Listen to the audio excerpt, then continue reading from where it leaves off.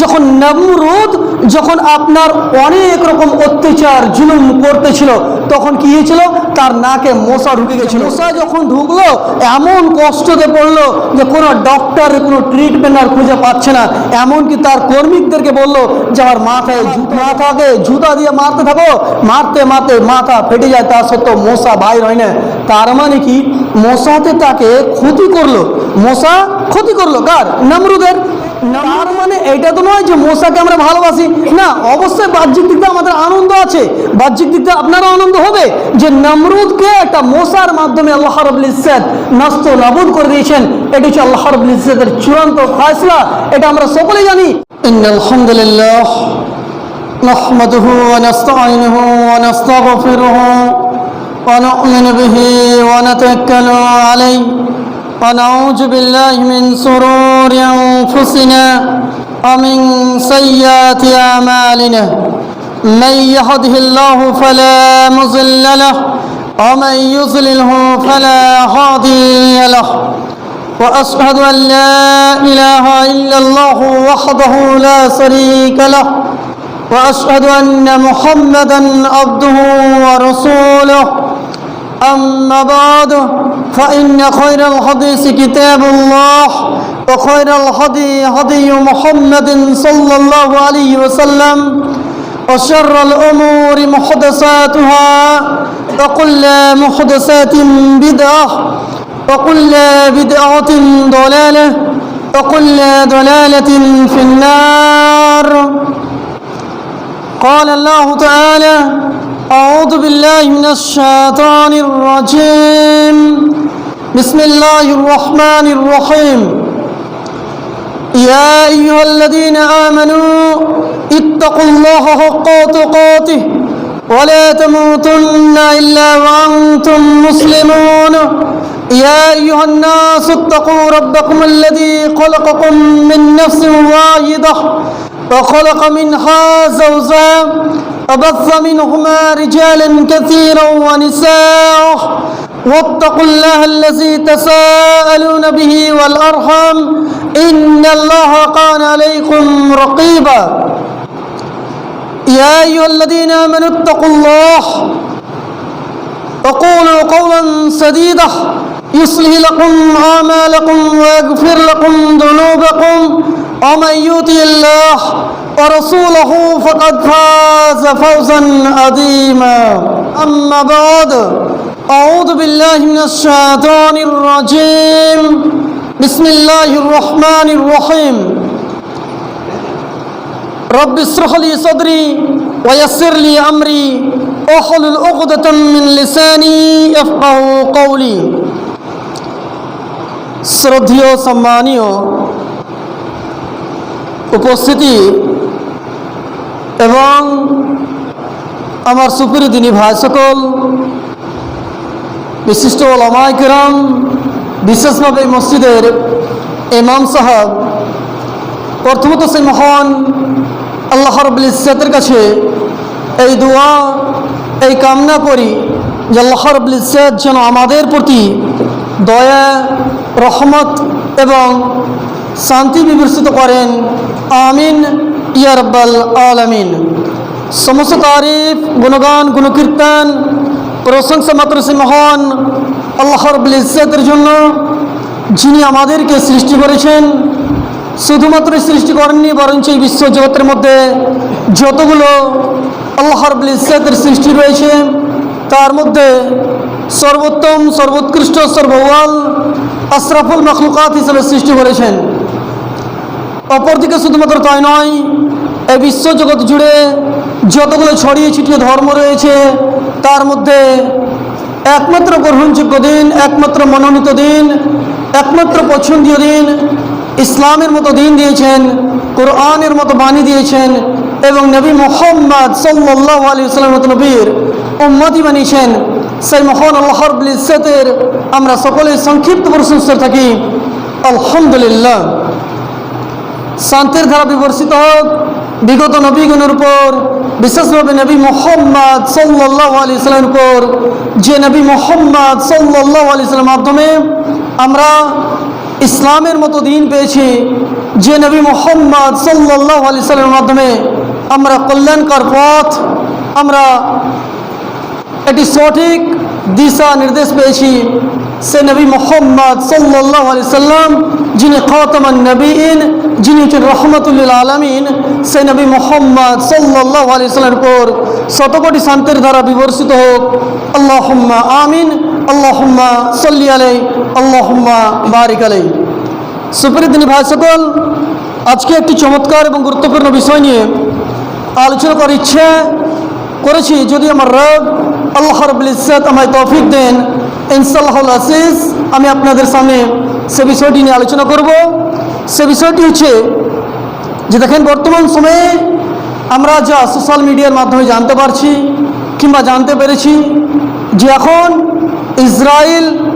Israel এবং ইরানের মধ্যে, দুই দেশের মধ্যে যুদ্ধ চলছে। এটা আমরা সোশ্যাল মিডিয়ার মাধ্যমে এটা জানতে পেরেছি, সোশ্যাল মিডিয়ার মাধ্যমে আমরা অবগত হয়েছি।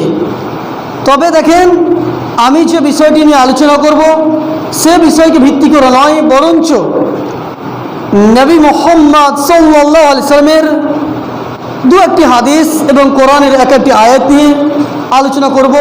যে দেখেন, হক পথ কোনটি আসলে আমাদের মধ্যে এটা আমার মনে মনে আনন্দিত হয় যে ইসরায়েলকে ইরান এখন তার উপরে অত্যাচার করছে কিংবা তার শাস্তি দিচ্ছে, এটা মনে করি।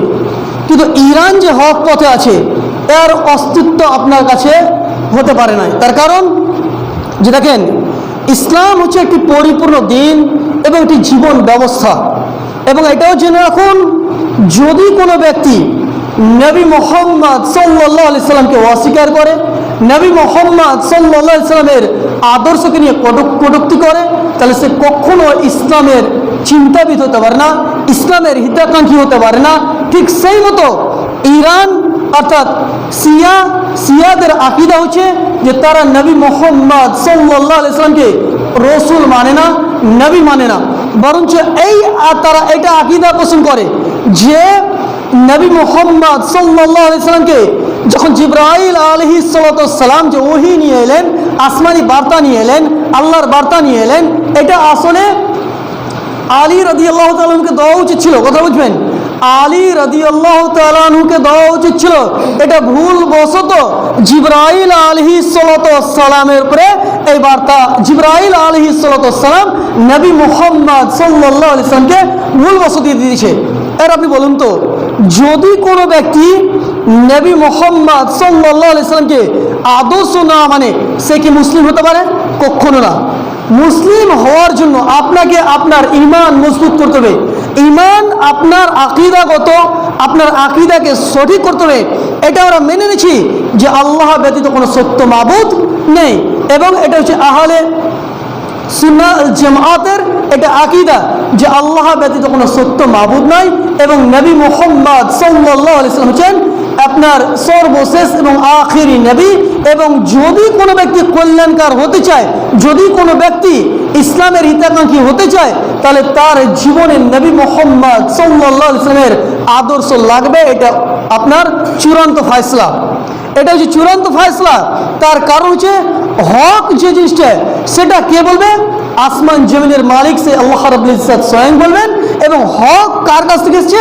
আল্লাহ রাব্বুল ইজ্জতের কাছ থেকে এসছে। এটা কোনো ব্যক্তি বিশেষ, এটা কোনো মানুষ বিশেষ জি না, বরঞ্চ নবী মুহাম্মদ সাল্লাল্লাহু আলাইহি সাল্লামও কোনো কথা ততক্ষণ পর্যন্ত বলতে পারেন নাই যতক্ষণ পর্যন্ত আল্লাহ রাব্বুল ইজ্জত তিনার উপরে ওহী না করে। তার মানে চলেন, আমি যে কথাটা বুঝতে যাচ্ছি যে দেখেন, যে নবী মুহাম্মদ সাল্লাল্লাহু আলাইহি সাল্লাম একটি হাদিসের ব্যাপারে চমৎকার করে বলেছেন, এবং আমাদের সালাফ যিনারা আমাদের পূর্ববর্তী ওলামায়ে কেরাম, মুহাদ্দিস, মুহাক্কিক, মুকাররির, যিনারা আপনার মুস্তাহিদ ছিলেন, যিনারা কোরআন হাদিসকে বুঝতেন, কোরআন হাদিসের পণ্ডিত, তার মধ্যে ইমাম বুখারী নেন, ইমাম মুসলিম নেন, ইমাম আবু দাউদ নেন, আপনার নাসাই নেন, ইনারা হচ্ছেন এই কোরআন হাদিসের পণ্ডিত। তিনারা কি বুঝেছেন ইসলামকে, তিনারা আমাদের সামনে কি পেশ করেছেন, এবং আমাদের জন্য যেটা পথ হবে সেটা হবে নবী মুহাম্মদ সাল্লাল্লাহু আলাইহি ওয়াসাল্লামের দেখানো পথ। এবং সে বুঝতে হবে যেই মতো আবু বকর সিদ্দিক রাদিয়াল্লাহু তাআলা আনহু বুঝেছেন, যেই মতো ওমর বিন খাত্তাব রাদিয়াল্লাহু তাআলা আনহু বুঝেছেন, যেই মতো উসমান রাদিয়াল্লাহু তাআলা আনহু বুঝেছেন, যেই মতো হযরত আলী রাদিয়াল্লাহু তাআলা আনহু বুঝেছেন। নিজের খেয়াল বুদ্ধি বিবেক দিয়ে যদি আমি নিজেকে ইসলাম মানতে লাগি, এটা আমার আপনার এটা ক্ষতি ছাড়া কিছুই হতে পারে না। সুপ্রিয় ভাই সকল, নবী মুহাম্মদ সাল্লাল্লাহু আলাইহি সাল্লাম এটি চমৎকার হাদিসের মধ্যে বলছেন। আর হাদিসটা আপনি আপনার সহিহ মুসলিমে পেয়ে যাবেন, 1923 নম্বর হাদিস, 1923। এই হাদিসের বর্ণনাকারী হচ্ছেন আপনার জাবের বিন আব্দুল্লাহ রাদিয়াল্লাহু তাআলা। তিনি বলছেন, কি বলছেন, যে আন জাবের ইবনে আব্দুল্লাহ রাদিয়াল্লাহু তাআলা আনহু সামিতু রাসূলুল্লাহ সাল্লাল্লাহু আলাইহি সাল্লাম। জাবের বিন আব্দুল্লাহ রাদিয়াল্লাহু তাআলা আনহু তিনি বলছেন, আমি নবী মুহাম্মদ সাল্লাল্লাহু আলাইহি সাল্লামকে শুনেছি। কি শুনেছি? ইয়াকুল, নবী মুহাম্মদ সাল্লাল্লাহু আলাইহি সাল্লাম বলেছেন, কি বলেছেন, লা তাজালু তাইফাতুম মিন উম্মতি ইউকাতিলুনা আলাল হক যায়িরিনা ইলা ইয়াউমিল কিয়ামাহ। হাদিসে বুঝুন, নবী মুহাম্মদ সাল্লাল্লাহু আলাইহি সাল্লাম তিনি বলছেন যে এমন একটা পর্যায়ে আসবে যে আমার উম্মতিদের মধ্যে থেকে, কথা বুঝবেন, আমার উম্মতিদের মধ্যে থেকে এমন একটা দল, এমন একটা জামাত থাকবে যে জামাত হকের জন্য লড়বে। হক মানে কোরআন এবং সেই হাদিসের ভিত্তিতে লড়বে। কোরআন এবং হাদিস যেভাবে বলেছে সেইভাবে তারা মানবে এবং সেই হককে প্রচার এবং প্রসার করবে। কথা বুঝবেন, এমনকি কিয়ামত আসা পর্যন্ত একটা জামাত থাকবে। কথা বুঝবেন, মানে আমাদের সমাজে যে দেখেন প্রথমত দুটি জামাতকে বুঝুন, এটা হচ্ছে আহলে তাসায়্যু, মানে শিয়াদের একটা জামাত হয়ে গেল। তারা ইসলামকে অনেক রকম বিভাগ দিয়ে তারা মানে, এমনকি কোরআনুল কারীমকে, যে আমাদের কাছে কোরআন রয়েছে, তারা এই কোরআনকে পূর্ণ কোরআন মানে নাই। এমনকি তারা এই ধারণা রাখে যে কোরআন যে 30 পারা রয়েছে, এই যে কোরআন যে রয়েছে, এই 30 পারা কোরআন এটা হচ্ছে আধুরা কোরআন, এটা হচ্ছে ইনকমপ্লিট কোরআন। আপনার 90 পারা কোরআন হওয়া উচিত। এবার চলুন তো আমরা আরেকটু আগিয়েছি, সূরা হিজর সূরা নম্বর 15 আয়াত নম্বর 9 এর মধ্যে আল্লাহ বলছেন, ইন্না নাহনু নাযালনা যিকরা ওয়া ইন্না লাহু লাহাফিজুন। এখানে আল্লাহ রাব্বুল ইজ্জত তিনি বলছেন, আমি আল্লাহ এই কোরআনকে নাজিল করেছি এবং এর হেফাজতকারীও আমি স্বয়ং। কথা বুঝবেন, কোরআনের হেফাজতকারী যদি স্বয়ং আল্লাহ হয়ে থাকেন, তাহলে কোরআনের কি কেউ হেরাফেরি করতে পারে?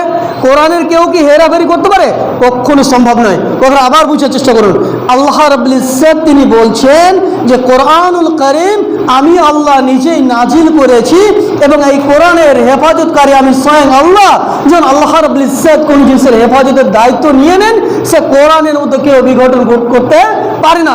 যদি কেউ কোরআনকে অপূর্ণ মনে করে, ইনকমপ্লিট মনে করে, তার মানে এটা জেনে রাখতে হবে সে কোরআনকে মানে না, সে কোরআনকে মানে না, আল্লাহর বিধানকে মানে না।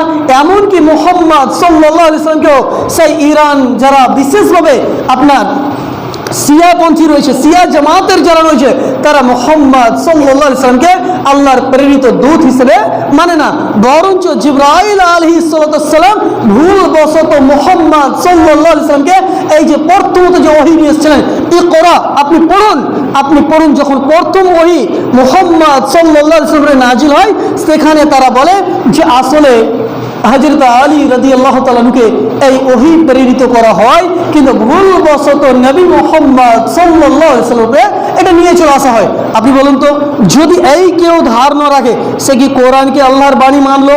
সে কি কোরআনকে সত্য বাণী বলে মানলো? আমার বলার উদ্দেশ্য যে দেখেন, এই জন্য বিশিষ্ট একজন বাংলাদেশের আপনার প্রফেসর কিংবা ডক্টর আবু বকর জাকারিয়া তিনি একটা উদাহরণ দিচ্ছে। কি উদাহরণ দিচ্ছে জানেন? যে নমরুদ একটা বিশ্ববিখ্যাত কুখ্যাত একটা বাদশাহ এসেছিল। আমরা সকলেই জানছি যে নমরুদ এসেছিল যখন ইব্রাহিম আলাইহিসসালামের যুগে নমরুদ ছিল। যখন নমরুদ আপনার অনেক রকম অত্যাচার জুলুম করতেছিল, তখন কি হয়েছিল? তার নাকে মশা ঢুকে গেছিল। এটা আপনারা জানছেন যে মশা যখন ঢুকলো এমন কষ্টতে পড়লো যে কোনো ডক্টরের কোনো ট্রিটমেন্ট আর খুঁজে পাচ্ছে না।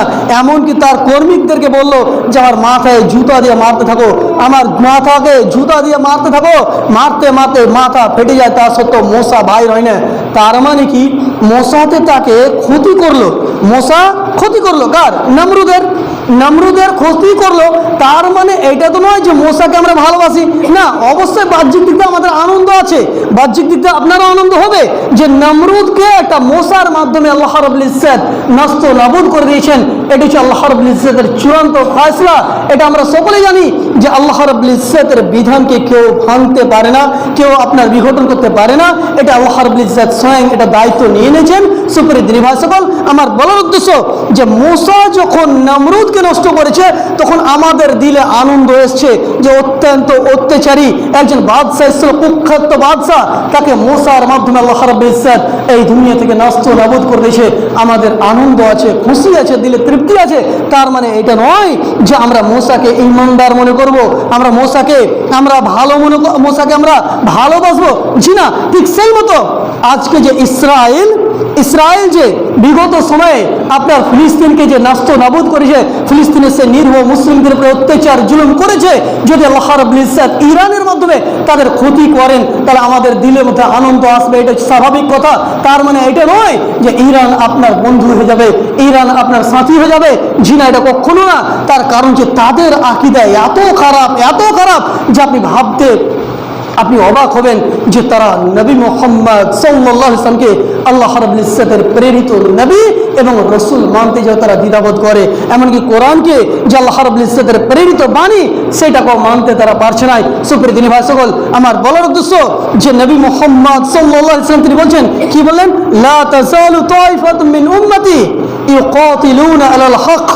আল্লাহ রাসূল বলছেন যে এই দুনিয়ার মধ্যে যতগুলো উম্মতি আছে, যতগুলো মুসলিম নিজেকে মুসলিম বলে দাবি করে, তাদের মধ্যে একটি জামাত থাকবে, একটি দল থাকবে, তারা হকের জন্য লড়াই করবে। এর হক কি? কোরআন এবং সহিহ হাদিস। হক হচ্ছে কোরআন এবং সহিহ হাদিস। নিজের খেয়াল যেটা বলবে সেটাই হক। জি না, বরঞ্চ কোরআন এবং হাদিস যে কথা বলেছে সেটাই হচ্ছে হক। এবং সেই ব্যাপারে আমার উম্মতিদের মধ্যে একটা দল থাকবে, তারা হকের জন্য লড়াই করবে। এই কথা নবী মুহাম্মদ সাল্লাল্লাহু আলাইহি ওয়াসাল্লাম সহিহ মুসলিমের মধ্যে বললেন। আরেকটি হাদিসের প্রতি আমরা লক্ষ্য রাখি। এই হাদিসটি সুনান তিরমিজি হাদিস নাম্বার আপনার 2192। এই হাদিসের বর্ণনাকারী হচ্ছেন আপনার মুআবিয়া ইবনে কুররাতা। তিনি একজন রাবি, তিনি কোরআনের হাদিসের বর্ণনাকারী। কথা বুঝবেন, তিনি বলছেন আন মুআবিয়া ইবনে কুররাতা আন আবিহি ক্বালা রাসূলুল্লাহ সাল্লাল্লাহু আলাইহি ওয়াসাল্লাম। তিনি বলছেন, কি বলছেন? যে আমি আমার আব্বার কাছে শুনেছি। কথা বুঝবেন, মুআবিয়া ইবনে কুররাতা তিনি বলছেন যে আমি আমার আব্বার কাছে শুনেছি। কি বলেছেন? ইদা ফাসাদা আহলুস শাম, যখন শাম দেশে আপনার অনেক রকম ফাসাদে জড়িয়ে যাবে, অনেক রকম ফাসাদে তারা জড়িত হয়ে যাবে, অনেক রকম ঝঞ্ঝট ঝামেলা, এত রকম ঝঞ্ঝট যে তার কোনো খের পাওয়া যাবে না, ভালো জিনিস পাওয়া যাবে না। সেই সময় নবী মুহাম্মদ সাল্লাল্লাহু আলাইহি ওয়াসাল্লাম তিনি বলছেন, কি বলছেন?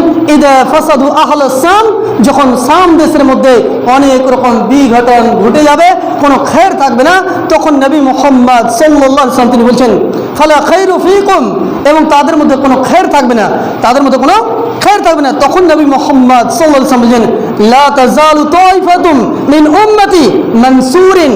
আল্লাহ রাসূল বলছেন তার মধ্যে একটি দল থাকবে, একটি জামাত থাকবে, যাদেরকে আল্লাহ রাব্বুল ইজ্জত আসমান থেকে সহযোগিতা করবে। কথা বুঝবেন, আসমান থেকে সহযোগিতা করবেন। এর বলবেন যে আসমান থেকে সহযোগিতা করা মানে কি? দেখেন আমরা যে জীবিত আছি, আমি বারবার বলি, দেখেন সত্যিকার রবকে চিনুন, সত্যিকার রবের প্রতি বিশ্বাস রাখুন। আপনি যতই বড় বিপদে থাকেন না কেন, যখন আপনি আপনার রবকে জেনে নেবেন, আপনি আপনার রবের ইবাদত করতে লাগবেন, অবশ্যই আপনার জন্য খের আছে, আপনার জন্য কল্যাণ রয়েছে, এখানেই আপনার জন্য কল্যাণ রয়েছে। তো নবী মুহাম্মদ সাল্লাল্লাহু আলাইহি ওয়াসাল্লাম তিনি কি বলেন? লা তাযালু তাইফাতুম মিন উম্মতি মানসুরিন। মুহাম্মদ সাল্লাল্লাহু আলাইহি ওয়াসাল্লাম তিনি বলেন, একটি গৃহ, একটি জামাত থাকবে, যে জামাতটাকে আল্লাহ রাব্বুল ইজ্জত কি করবেন? সহযোগিতা করবেন, আল্লাহ রাব্বুল ইজ্জত মদদ করবেন। তারপরে নবী মুহাম্মদ সাল্লাল্লাহু আলাইহি ওয়াসাল্লাম বলেন যে লা ইয়াজুরুহুম মান কাদালাহুম হাত্তা তাকুমাস সাহ। মুহাম্মদ সাল্লাল্লাহু আলাইহি ওয়াসাল্লাম তিনি বলছেন যে এমনকি কিয়ামত চলে আসবে, এমনকি কিয়ামত চলে আসবে। তার মানে বোঝা যাচ্ছে যে একটি জামাত এমন থাকবে যারা কোরআন যেভাবে বলেছে, হাদিস যেভাবে ব্যাখ্যা বিশ্লেষণ রয়েছে, যেভাবে আমাদের সালাফ যেভাবে বুঝিয়েছেন। সালাফ মানে হচ্ছে আবু বকর সিদ্দিক, উমর বিন খাত্তাব, উসমান বিন আফফান, হযরত আলী, মুসআব বিন উমার, অর্থাৎ সাহাবায়ে কেরামদের জামাত, তাবেঈদের জামাত, তাবেঈদের জামাত। এই যে তিনারা যেভাবে বুঝেছে, সেই দলটার মধ্যে সেই দলটা একটা থাকবে। এবং কতদিন পর্যন্ত? যতদিন পর্যন্ত কিয়ামত না সংঘটিত হবে, এবং তাদেরকে কেউ ক্ষতি করতে পারবে না, তাদেরকেও ক্ষতি করতে পারবে না। এবং এই হাদিসের পরিপ্রেক্ষিতে, সুনান তিরমিজির হাদিসের পরিপ্রেক্ষিতে বিশিষ্ট ইমাম বুখারী, আমরা জানছি যে বুখারী হাদিস তো কমের পক্ষে শুনেছি বিশিষ্ট ইমামদের কাছে, যেটা সেই বুখারী হাদিস আমরা বুঝেছি, শুনেছি, অনেক ক্ষেত্রে শুনেছি খুতবার মাধ্যমে, জালসার মাধ্যমে, যে হাদিসটি সেই বুখারী হাদিস। যখন সেই বুখারী হাদিস কেউ বলে দেয়, তাহলে জেনে নিতে হবে যে এই হাদিসের মধ্যে কোনো ভেজাল নেই। কথা বুঝবেন? আমি বারবার বলি, আমি আপনাদের এখানে জালসাতে এসেছিলাম, বলেছিলাম যে সেই বুখারী হাদিস মানে এখানে কোনো ভেজাল নেই। প্রত্যেকটা মুসলিমের এখানে ইজমা রয়েছে যে আপনার সহিহ বুখারী মানে কোরআনের পরে পরে সবচেয়ে যেটা অথেন্টিক বুক হচ্ছে সেটা হচ্ছে সহিহ বুখারী। এবং সহিহ বুখারী, ইমাম বুখারী রাহিমাহুল্লাহ তিনি প্রায় 6 লক্ষ কিংবা 7 লক্ষ হাদিসকে সংগ্রহ করেছিলেন। কথা বুঝবেন? প্রায় 6 লক্ষ কিংবা 7 লক্ষ হাদিস সংগ্রহ করার পরে মোটামুটি আপনার 6,500-7,000 হাদিসকে উনি সংগ্রহিত করেছেন। মানে কোনটা জাইফ আছে, কার রাবি দুর্বল, তার আপনার সনদের মধ্যে কোনো ভেজাল আছে, সেগুলো আলাদা করে দিয়েছেন।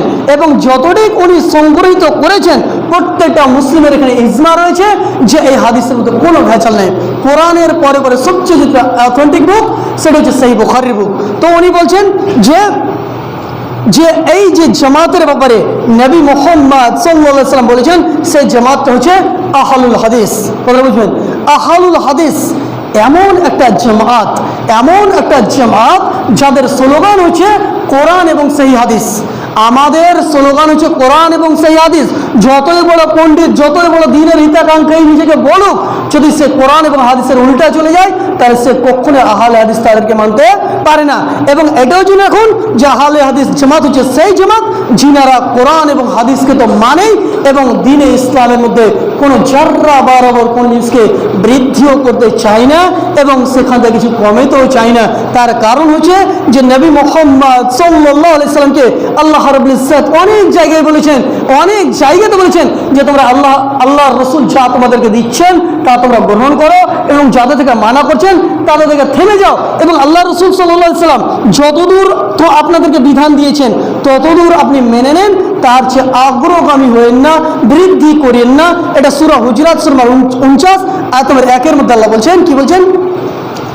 ইয়া আইয়ুহাল্লাযীনা আমানু, হে ঈমানদারেরা, লা তুকদ্দিমু বাইনা ইয়াদাইহিল্লাহি ওয়া রাসূলিহি ওয়াত্তাকুল্লাহ ইন্নাল্লাহা সামিউন আলিম। এখানে আল্লাহ বলছেন, হে ঈমানদারেরা, হে মুমিনেরা, আল্লাহ এবং আল্লাহ রাসূল যা দিচ্ছেন তা তোমরা গ্রহণ করো, এই কথা বলেন না, বরঞ্চ আল্লাহ এবং আল্লাহ রাসূল যা দিচ্ছেন সেখান থেকে তোমরা বৃদ্ধি করিও না, আগ্রহগামী হইও না, তোমরা নিজের খেয়াল বুদ্ধি বিবেক দিয়ে শরীয়তকে রচিত করিও না, যতটা তোমাদেরকে দেওয়া হয়েছে ততটা তোমরা মেনে নাও। তারপরে আল্লাহ বলছেন ওয়াত্তাকুল্লাহ, আল্লাহকে ভয় করো, আল্লাহকে ভয় করো।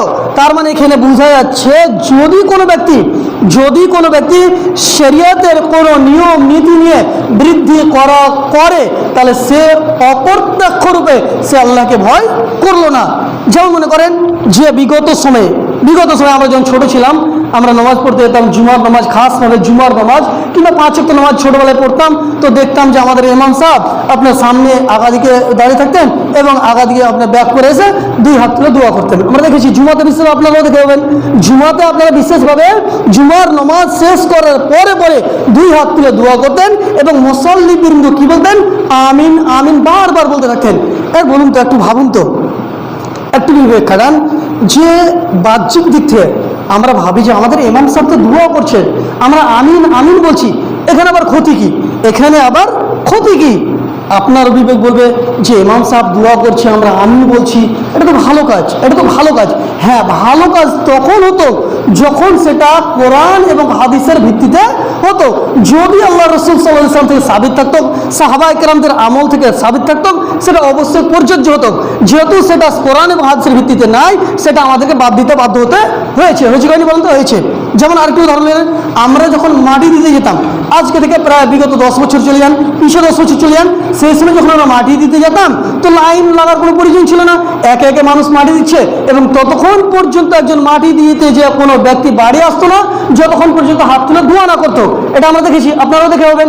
এবার কথা হচ্ছে, সে দোয়া আপনার দলবদ্ধভাবে জামাতবদ্ধভাবে যদি আল্লাহ রাসূল সাল্লাল্লাহু আলাইহি ওয়াসাল্লাম করতেন, সাহাবায়ে কেরাম বুঝতেন, তাহলে আমরা অবশ্যই করতাম, এখানে কেউ দ্বিধাবোধ করতেন না। কিন্তু দেখা গেল যে কোরআন হাদিসের ভিত্তিতে এটা একটা নতুন আমল, যেটা আল্লাহ রাসূল করেননি, সাহাবায়ে কেরাম করেননি, আমাদের সালাফ থেকে সেটা প্রমাণিত না, তাহলে সেটা হচ্ছে বিদআত। এবং আহলুল হাদিসের এটা হচ্ছে স্লোগান যে ইসলামের মধ্যে কোনো জাররা বরাবর জিনিসের কোনো বৃদ্ধি করা যাবে না। আরেকটি আপনাদের পেগাম দিচ্ছি, তার কারণ হচ্ছে দেখেন, এটা আমাদের সমাজে এখনও চলে, এটা আমাদের সমাজে এখনও চলে। যেমন মনে করেন আপনি নামাজ পড়ে নিলেন, নামাজ পড়ছেন, তাসবিহ গুনছেন, সুবহানাল্লাহ বললেন, আলহামদুলিল্লাহ আকবার পড়লেন, পড়ার পরে দেখবেন অনেক মানুষের এটা, আমারও আদত ছিল, আমারও এটা বিগত সময় আদত ছিল, আপনারা বলছি আমারও বিগত কিছুদিন পূর্বে এটা আমার আদত ছিল যে যখন হাত তুলে আল্লাহর কাছে দোয়া করলাম, যে কোনো কিছু বলার ছিল বললাম, আপনিও বলছেন, তারপরে বলার পরে কিংবা তাসবিহ করার পরে হাতটাকে এইভাবে আপনার এরকম করার পর মুখে আমরা মুছে দিই। এখনও দেখবেন যে আমাদের সমাজে আছে, এখনও কিন্তু আছে, আমাদের মুসল্লিদের মধ্যে অনেক আছে। কিন্তু দেখেন, আপনি তাসবিহ করে নিলেন, তারপর আপনি হাতকে সাধারণভাবে ছেড়ে দেন, এখানে হাত দিয়ে চেহারাকে মুছবেন, এটা কোরআন হাদিসের দৃষ্টিতে সঠিক না, এটা মনে রাখবেন। যদি বুঝার ভুল হয়, আমি আবার বলছি, দেখেন আপনি যখন আমি কোনো জায়গাতে বলার অনেক জায়গাতে নিয়ত করেছিলাম, আজকে আমি প্রথম বললাম, তার কারণ যখন বই ঘাঁটলাম দেখলাম যে যখন তাসবিহ গোনার পরে যখন হাতটাকে এভাবে মুছার পরে কিংবা ঘুষার পরে চেহারাতে মলা হয়, এটা কোরআন হাদিসের দৃষ্টিতে ঠিক না। আপনি তাসবিহ গনেন, মানে আপনি অঙ্গগুলো গনেন, দোয়াগুলো করেন, কিন্তু আপনি সাধারণভাবে হাতটাকে ছেড়ে দেন, এখানে চেহারাতে নিয়ে যাওয়ার কোনো প্রয়োজন নেই, তার কারণ এটা কোরআন এবং হাদিস থেকে এটা প্রমাণিত না। কথা বুঝে এলো? আশা করছি বুঝে এলো। চলেন আমি কথাটা আমি ক্লিয়ার করি। দেখেন, শাম দেশে, আমি ফাইনাল ওই হাদিসটি যাচ্ছি, যে সুনান তিরমিজির আপনার 2192 নম্বর হাদিস। এই হাদিসের ভাব অর্থটা শুধু আপনাদের ক্লিয়ার করে দিই, তারপর আমি ছেড়ে দেবো। যে আপনার মুয়াবিয়া ইবনে কুররাতা একজন রাবি হাদিসের বর্ণনাকারী, তিনি বলছেন আন আবিহি, আমি আমার আব্বার কাছে শুনেছি, ক্বালা রাসূলুল্লাহ সাল্লাল্লাহু আলাইহি ওয়াসাল্লাম, রাসূল সাল্লাল্লাহু আলাইহি ওয়াসাল্লাম বলেছেন, যখন শাম দেশ কিন্তু এখন আর একটা দেশ না, শাম এখন কয়েকটা দেশে বিভক্ত হয়ে গেছে, যেমন সিরিয়া, আপনার তারপর লেবনান, তারপর আপনার হচ্ছে জর্ডান, আর ফিলিস্তিন যেটা ইসরায়েল যেটা আছে ওটা আপনার আসলে ফিলিস্তিনি ছিল, তারা ভাগ করে কেড়ে করে যতটি পারলে গ্রহণ করেছে। তো এই 5-6টা দেশ মিলে একটা শাম দেশ ছিল।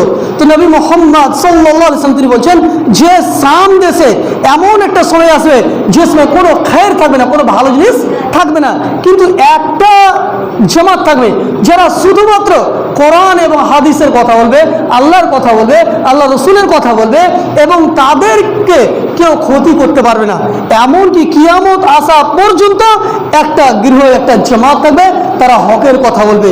এবং সেই জামাতটার ব্যাপারে বিশিষ্ট ইমাম বুখারী রাহিমাহুল্লাহ, মানে ওনার নাম আসলে হচ্ছে মোহাম্মদ বিন ইসমাইল, তো এবং তিনার শিক্ষক আলী ইবনে মাদিনী, তিনি বলছেন যে তারা হচ্ছে আহলুল হাদিস। এবং আহলুল হাদিসের শব্দটা খালি বুঝুন, আহলুল হাদিস মানে হচ্ছে হাদিসওয়ালা, হাদিস ওয়ালা, কথা বুঝবেন, যে নবী মোহাম্মদ সাল্লাল্লাহু আলাইহি সাল্লামের আদর্শওয়ালা। এর বলুন তো, আমরা যদি মোহাম্মদ সাল্লাল্লাহু আলাইহি সাল্লামের আদর্শওয়ালা হই, তাহলে এটা কি আমাদের জন্য, এটা কি খারাপ কাজ? ছিল। একজন ব্যক্তি জান্নাতি হওয়ার জন্য, তাকে যে কাজটা করতে হবে সেটা হচ্ছে মোহাম্মদ সাল্লাল্লাহু আলাইহি সাল্লামের আদর্শবান হতে হবে, মোহাম্মদ সাল্লাল্লাহু আলাইহি সাল্লামের আদর্শবান হতে হবে। যেমন মনে করেন যে একজন ব্যক্তি মনে করেন আইসক্রিম বেচছে, তো আমরা কি বলি? আইসক্রিম ওয়ালা, কথা বলছেন তো? আইসক্রিম ওয়ালা কেন বলেন তো?